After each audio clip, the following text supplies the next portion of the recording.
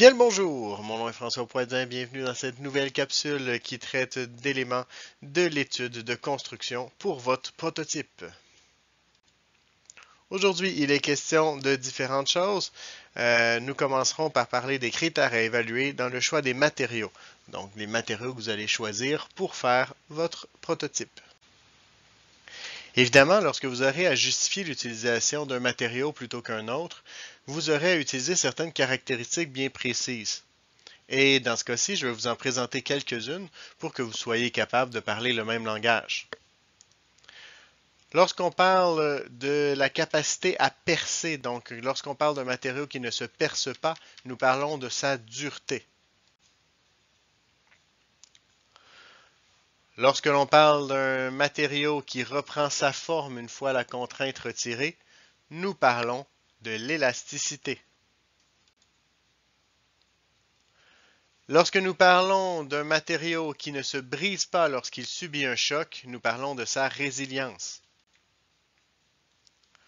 Lorsque nous parlons d'un matériau qui peut être étiré et donc qui peut être transformé en fil, nous parlons de sa ductilité. Lorsque nous parlons d'un matériau qui peut se courber ou duquel on peut en tirer des feuilles, donc avec lequel on peut faire des feuilles, nous parlons de sa malléabilité. Lorsqu'on parle d'un matériau qui garde sa forme, nous parlons de sa rigidité. Lorsqu'on parle d'un matériau qui ne se rouille pas, nous parlons de sa résistance à la corrosion.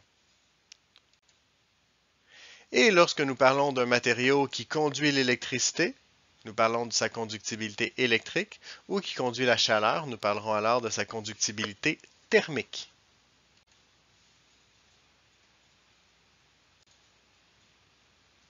Il est à noter qu'on peut changer les caractéristiques d'un matériau pour assurer que ce matériel résiste plus longtemps, par exemple. Si on prend l'exemple du béton, le béton utilisé pour les routes, s'il n'est pas armé, n'est pas un très bon matériau. Par contre, une fois armé, il résiste à beaucoup plus de contraintes. Qu'est-ce que ça signifie armer du béton? En fait, c'est de lui poser une armature en métal à l'intérieur qui va lui permettre de résister, comme je le disais, à beaucoup plus de contraintes. Évidemment, pour la plupart des matériaux, lorsqu'on modifie leurs propriétés, c'est pour assurer qu'ils vont se conserver plus longtemps.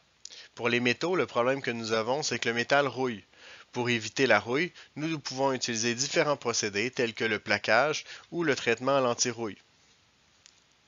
Si nous utilisons le bois se défait avec les années, il s'use.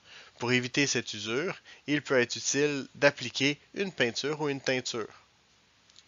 Une autre modification de propriété que nous pouvons faire est en lien avec l'adhérence des pièces. Dans certains cas, nous voudrons que les pièces adhèrent davantage pour pas, par exemple, pour éviter qu'une roue tourne dans le beurre. À ce moment-là, nous pouvons la recouvrir avec un matériel qui va avoir davantage d'adhérence, du caoutchouc par exemple.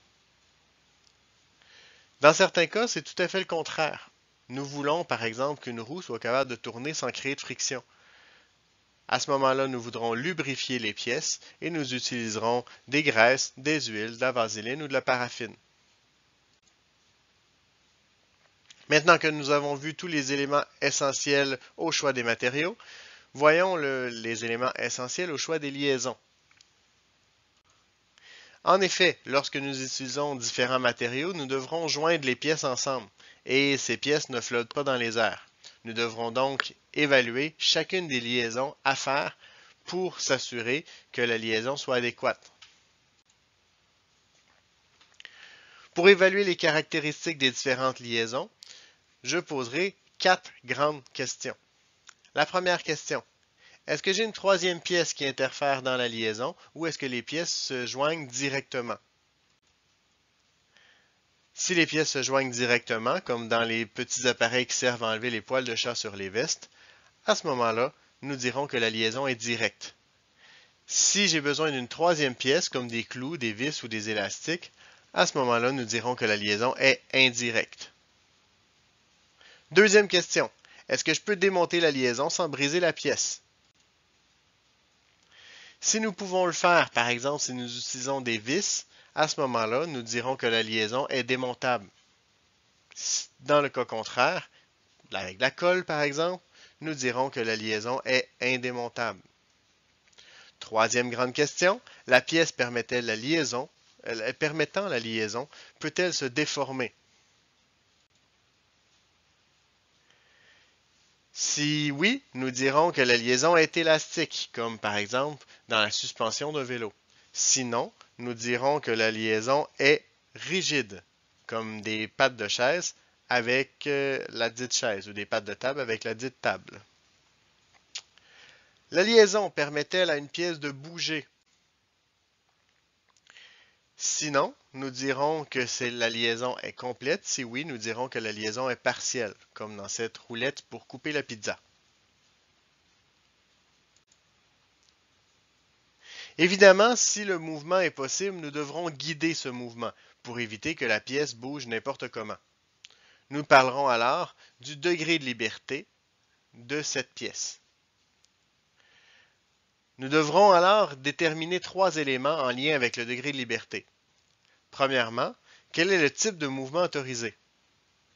Est-ce un mouvement de translation, de rotation ou un mouvement, la combinaison des deux qu'on appelle un mouvement hélicoïdal? Deuxièmement, quel est le sens du mouvement? Donc, par exemple, le mouvement de rotation est selon quel axe? La translation se fait selon quel axe? Et finalement, quel est le degré d'amplitude? Est-ce que je permets une rotation sur 30 degrés, sur 45 degrés ou sur 360 degrés? Par exemple, si on évalue cette porte, la porte a un degré de liberté qui lui permet de tourner selon l'axe des Y et selon une certaine amplitude. La porte ne peut pas faire 360 degrés. Même principe pour la poignée, mais dans ce cas-ci, la poignée tourne selon l'axe des Z. Et la fenêtre a un degré de liberté qui lui permet de subir une translation, mais encore une fois, elle est guidée, ce qui signifie qu'elle ne pourra pas monter ou descendre indéfiniment. C'est ce qui met fin à cette vidéo. N'hésitez pas à laisser des pouces vers le haut, des pouces vers le bas ou des commentaires. Je prends toujours en compte des commentaires qui me sont laissés. Vous connaissez maintenant les caractéristiques des matériaux et les principes de liaison et de degré de liberté. À vous de surpasser le maître.